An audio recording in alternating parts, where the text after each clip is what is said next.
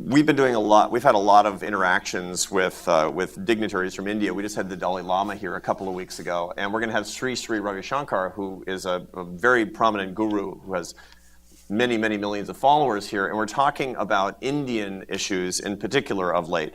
Sadanand Dume is our resident scholar in Indian studies, and he has a question about that country. I can hold this. Thank you very much. I have a broad question about India. When you look at your engagement with the country, what do you think it's done well, and where do you think it needs to do the most work? Well, India has a lot of very socialistic policies having to do with labor and land, and the fact that it has not risen as a manufacturing power is an indictment of its government policies. That is, as China's incomes went up, the place that the world should have moved to next as the manufacturing hub of the world absolutely should be India. And that's only happening to a very, very tiny extent. And it has to do with, regulatory complexities, infrastructure quality. Now, I'm optimistic about India.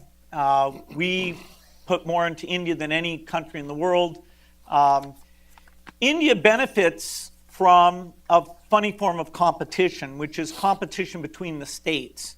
And so, when one state really gets its act together, the other states tend to feel jealous, and they, are kind of looking at what policies led to that. The states in the north that we're particularly focused on, Bihar, Uttar Pradesh, have lagged in every human development numbers as well as income. But the improvements, and we have a big partnership with Nitish Kumar as Chief Minister in Bihar. The new Chief Minister in Uttar Pradesh decided that these health things that we care about, he'd get very involved with. And so we're seeing a very fast rate of improvement there. Vaccination coverage, and we got polio. The last polio case there was 3 years ago, which is an amazing triumph. We've taken the polio quality audit group and we've turned it into a primary healthcare audit group that's looking at where do workers not show up, where does supply chain not work, why don't people go.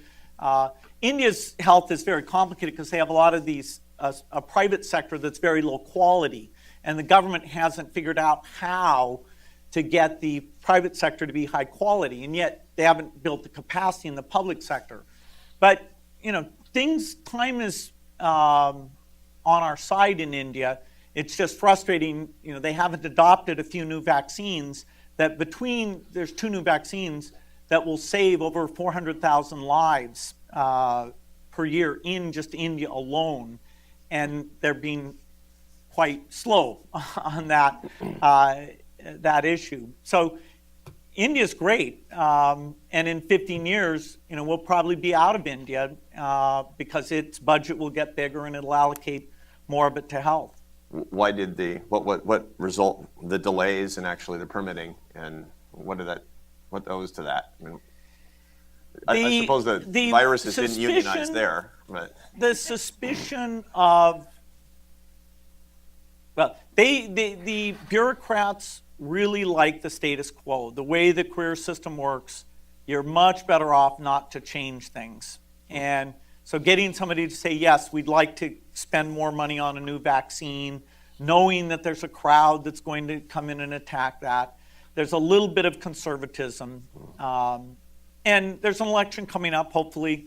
As you get close to an election, you get particular paralysis in the bureaucracy. Post the election, there's a lot of optimism that things will, both in terms of deregulation and taking on new health initiatives, that things will be even more aggressive.